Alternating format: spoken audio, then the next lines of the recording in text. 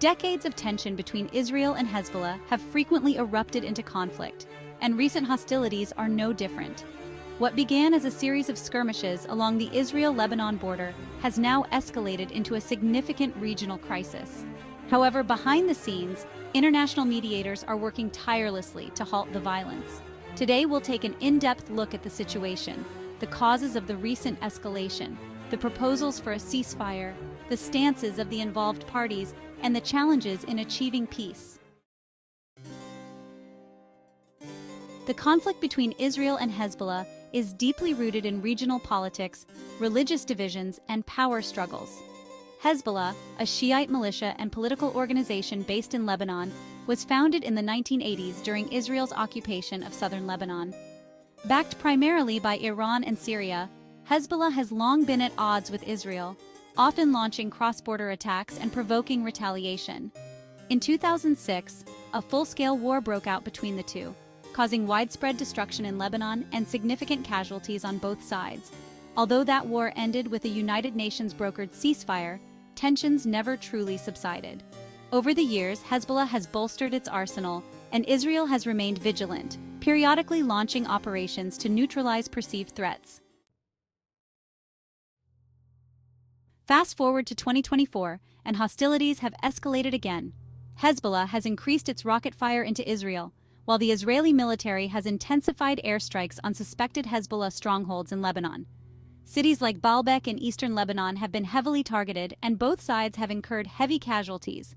The situation is dire, with thousands of civilians displaced and humanitarian conditions worsening. In response to the escalating violence, international players have stepped in to negotiate a truce. Two major proposals have emerged. The first, spearheaded by U.S. mediators, calls for a 60-day ceasefire.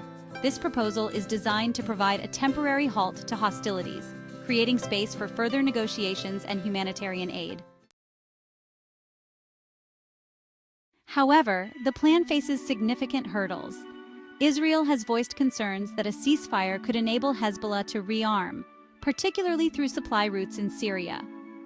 Historically, these routes have been a lifeline for Hezbollah, with weapons and resources flowing in from Iran. The second proposal, led jointly by the United States and France, suggests a shorter 21-day truce. This idea was presented during discussions at the UN General Assembly, where world leaders, including U.S. President Joe Biden and French President Emmanuel Macron, emphasized the urgency of de-escalating the conflict. While this proposal is less ambitious, it still faces resistance from Israel, which insists on concrete measures to prevent Hezbollah from exploiting the pause in fighting. Prime Minister Benjamin Netanyahu has been cautious about these initiatives. While his office has not outright rejected the proposals, it has emphasized that any ceasefire must prioritize Israel's long-term security. Simply halting hostilities without addressing the underlying issues, such as Hezbollah's military capabilities, could, in Netanyahu's view, leave Israel vulnerable. On the other side of the border, Hezbollah's stance is equally uncompromising. The group, which portrays itself as Lebanon's defender against Israeli aggression, has downplayed reports of ceasefire proposals, claiming that it has not received any formal offers. Analysts suggest that Hezbollah's strategy is to maintain leverage on the battlefield while positioning itself as a key player in any future negotiations. This approach reflects its dual role as both a militia and a political force in Lebanon. Domestically, Hezbollah's actions have drawn mixed reactions. While some Lebanese citizens view the group as a resistance force, others criticize it for dragging Lebanon into repeated conflicts with Israel. The international community, particularly the United States and France, has taken on the challenging task of mediating a ceasefire. These efforts are part of a broader push to prevent the conflict from escalating into a larger regional war. The United States, a long-standing ally of Israel, is walking a tightrope. On one hand, it supports Israel's right to self-defense. On the other hand, it recognizes the urgent need to address the humanitarian crisis unfolding in Lebanon. France, with its historical ties to Lebanon, has also been vocal about the need for a truce, emphasizing the importance of stability in the region. However, these efforts face significant obstacles. One of the biggest challenges is enforcement. Even if a ceasefire is agreed upon, how can the international community ensure that both sides adhere to it? And more importantly, how can Hezbollah's rearmament through Syria be prevented? This issue brings another player into the equation, Russia. Russia, which has a significant presence in Syria, holds considerable sway over the dynamics of this conflict.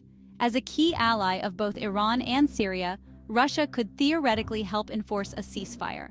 However, its interests are often at odds with those of the West, making cooperation uncertain.